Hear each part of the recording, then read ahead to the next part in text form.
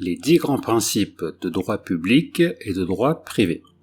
Alors ces 10 grands principes sont issus d'une formation que j'ai proposée d'abord à destination des gens qui sont dans le domaine de la sécurité, mais en fait nous allons voir dans cette petite vidéo que ces grands principes sont valables pour tout le monde et aussi sont très utiles dans la vie quotidienne.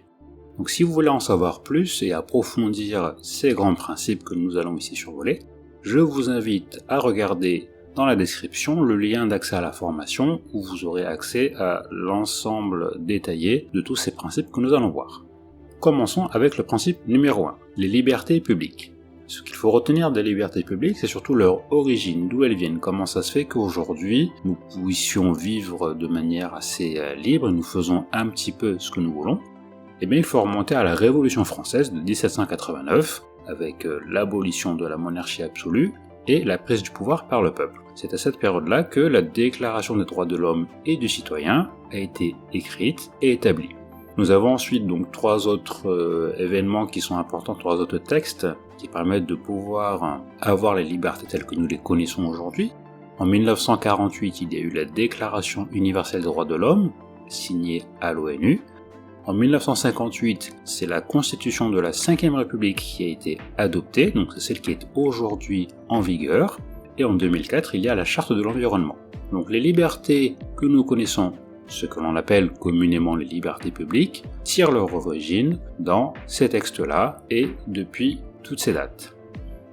Principe numéro 2. Les 3 pouvoirs et leur séparation. Vous avez sûrement entendu parler des fameux 3 pouvoirs qui sont le législatif, l'exécutif et le judiciaire. Et effectivement, ce sont ces 3 pouvoirs qui aujourd'hui nous permettent de pouvoir vivre dans un régime démocratique. Mais il y a un autre principe qui est très important, c'est surtout leur séparation, ce qui peut garantir leur indépendance. Aujourd'hui, quelqu'un qui appartient à l'un de ces pouvoirs ne peut pas être dans un autre pouvoir. C'est réglementé par des lois, par la Constitution, donc c'est un principe qui est très important aujourd'hui au sein de la République démocratique française, puisqu'il y a vraiment une séparation et une indépendance de ces pouvoirs. Et là, vous voyez bien que même au sein de chaque pouvoir, il y a également un renforcement au niveau de certaines lois ou d'articles issus de la Constitution qui évitent que même au sein du pouvoir, des fonctions puissent être cumulées. Principe numéro 3. Suivant le pouvoir que nous avons vu précédemment, le pouvoir judiciaire a toute son importance. Ce qu'il faut d'abord retenir, c'est le principe de double degré de juridiction. Lorsqu'une affaire est jugée par un tribunal, vous avez un premier jugement qui est rendu, que l'on appelle au premier degré, et vous pouvez le contester, et c'est le cas notamment quand on fait appel, donc quel que soit l'ordre dans lequel on va se trouver, quand vous faites appel, votre affaire va être rejugée. C'est le principe du double degré de juridiction. Donc votre affaire va être rejugée à nouveau par un nouveau tribunal. Donc ça, c'est l'un des grands principes qu'il faut pouvoir retenir.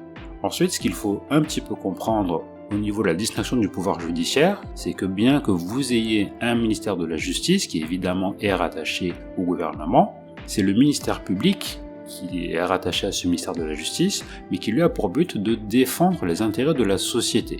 Et puis gère tout le côté administratif. Mais ceux qui rendent la justice et qui sont vraiment indépendants, ce sont les magistrats du siège, autrement dit les juges. Donc c'est cette distinction qui permet aujourd'hui de garantir l'indépendance de la justice. Et ce n'est pas parce que vous avez une administration qui s'occupe de tout le fonctionnement de la machine administrative que la justice est forcément sous la hiérarchie de l'État. Pour cela, il y a donc les magistrats du siège qui sont bien indépendants et ce sont eux qui rendent les décisions de justice. Principe numéro 4. La hiérarchie des droits et leurs sources. Le droit tire sa source dans plusieurs éléments. Nous avons vu au tout début de ces principes qu'on a commencé avec la Révolution française, donc avec la Déclaration des droits de l'homme et du citoyen. On a également abordé la Constitution. Et donc en fait, si on regarde aujourd'hui les blocs, nous en avons 4 principaux. Tout au sommet, nous avons le bloc constitutionnel qui est la base de tous les droits. Et rien ne peut donc être au-dessus. Nous avons ensuite le bloc législatif, avec les lois votées par le Parlement, et puis encore en dessous, les blocs réglementaires et les sources indirectes. Donc cette hiérarchie est très importante puisque les lois ont un classement. Principe numéro 5, c'est ce qu'on appelle la déconcentration. Alors il ne faudra pas le confondre avec le principe suivant. La déconcentration, qu'est-ce que c'est? Mais en fait, aujourd'hui, l'État décide de beaucoup de choses, c'est ce qu'on appelle l'autorité centrale, mais pour que ces décisions puissent être appliquées sur le territoire, eh bien, il est obligé de nommer des représentants. Et pour cela, en fait, il y a une organisation administrative de la France avec ce que l'on appelle des circonscriptions. Et ces circonscriptions sont dirigées par des préfets qui sont nommés par l'État. On va distinguer 4 circonscriptions administratives. Il y a la plus grande qui est la zone, qui s'occupe principalement de la défense et de la sécurité. Et ensuite celle que vous connaissez très certainement, la région, le département et l'arrondissement. Et à la tête de chacune de ces circonscriptions, vous avez un préfet. Et pour l'arrondissement, vous avez un sous-préfet. Donc ces personnes-là sont des représentants de l'État à un niveau beaucoup plus local. Principe numéro 6. La décentralisation. Donc attention, il faut bien faire attention à ne pas confondre avec le principe précédent. La décentralisation est totalement différente puisque cela va accorder à des collectivités territoriales une autonomie financière et décisionnelle. Et quelles sont justement ces collectivités territoriales? Eh bien, vous les connaissez également. Ce sont les communes, les départements et les régions. Et également, on pourra parler d'intercommunalité, mais ici nous allons simplement la survoler. Ces collectivités, vous les rencontrez au niveau local, et la différence, c'est que certaines des décisions peuvent être prises directement par elles pour certaines mises en œuvre, certaines actions qui vont être faites directement à leur niveau. Principe numéro 7, la démocratie locale. Donc suivant la mise en place de la décentralisation et des collectivités territoriales, elles respectent certains principes démocratiques, dont vous avez certainement déjà entendu parler. En fait, nous allons retrouver des principes d'élection de représentants qui eux-mêmes vont s'assurer de la partie législative au niveau local et vont aussi choisir une entité, une personne qui va s'occuper de la partie exécutive. Pour la commune, nous allons élire un conseil municipal. C'est la partie législative. Et le maire et ses adjoints vont représenter le pouvoir exécutif. Au niveau du département, nous avons le conseil départemental, le conseil général. Donc les conseillers généraux également sont élus et ils vont choisir un président qui va être l'organe exécutif du département. Et au niveau régional, nous allons élire les conseillers régionaux, donc le conseil régional est bien le pouvoir législatif, et parmi ces conseillers, ils vont choisir un président qui sera donc l'organe exécutif de cette collectivité territoriale. Donc vous voyez bien que même à un niveau local, les principes démocratiques sont bien respectés. Principe numéro 8, le droit de propriété. Il est très important puisqu'il remonte, c'est l'un des droits les plus anciens, il remonte à la Révolution française de 1789. Et il figure dans les articles de cette déclaration. Au niveau du droit de propriété, il est très important de connaître ce qu'on appelle les 3 composantes. Vous avez la première qui est l'usus, ensuite le fructus et l'abusus. Voilà, donc c'est le fait de pouvoir se servir de la chose, d'en recueillir les fruits et de pouvoir en disposer. Normalement, le droit de propriété est absolu, perpétuel et individuel, mais il connaît quand même certaines limites. Donc dans certaines situations, votre droit de propriété pourra être limité. Et ce n'est pas parce que vous êtes propriétaire de quelque chose que vous pouvez faire tout ce que vous voulez. Il y a les fameux cas de tapage et diurne-nocturne. Si jamais vous dérangez vos voisins, si vous faites des troubles, cela peut vous poser des problèmes. Principe numéro 9. La capacité juridique. Lorsque vous naissez, si vous êtes vivant, vous avez ce qu'on appelle la personnalité juridique. Il en est de même également pour des entreprises ou des associations.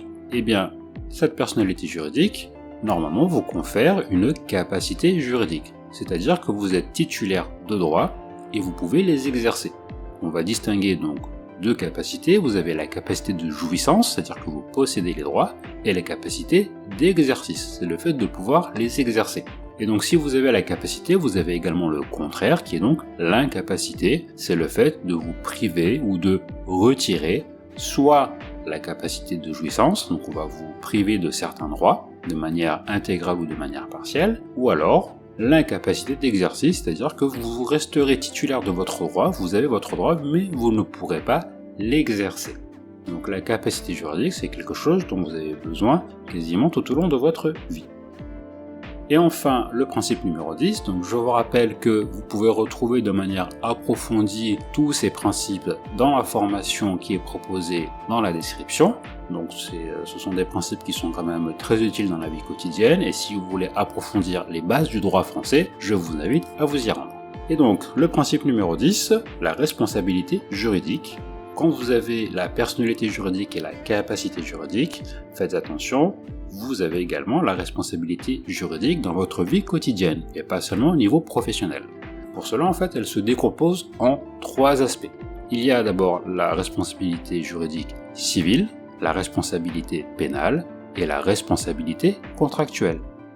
La responsabilité civile, vous la connaissez de tous les jours, vous êtes normalement même obligé d'y souscrire de manière quasiment obligatoire. C'est lorsque vous faites un dommage à quelqu'un, vous êtes obligé de le réparer. Et le dommage peut être fait de 3 manières différentes, soit c'est de votre part, soit c'est parce que vous avez des personnes sous votre responsabilité. Par exemple, si vous êtes parent et que vous avez des enfants, ils sont sous votre responsabilité, donc ce sera à vous d'assurer la réparation même si c'est de leur faute, mais également du fait des choses. Si ce sont des objets sur votre maison ou votre voiture qui causent des dommages, si vous en êtes le propriétaire, vous allez devoir réparer. La responsabilité pénale, elle s'occupe surtout de réprimer les infractions à la loi. Donc là, cette responsabilité est engagée si vous commettez un délit, une infraction, un crime, et là vous devez répondre pénalement de vos actes. Et là, c'est sanctionné par des amendes et éventuellement des peines de prison selon la gravité. Et enfin, la responsabilité contractuelle, elle est engagée dans le cadre d'un contrat. Donc il y a plusieurs types de contrats. Le contrat le plus courant que vous connaissez, c'est évidemment le contrat de travail, un CDD ou un CDI, mais vous en avez beaucoup d'autres. Par exemple, un contrat d'assurance également. Si jamais certaines clauses ne sont pas respectées, là, c'est la responsabilité contractuelle que nous pouvons engager. Donc voilà pour l'ensemble des 10 grands principes du droit public et du droit privé. Et n'hésitez pas à vous rendre dans la formation proposée si vous voulez approfondir ces bases de droit.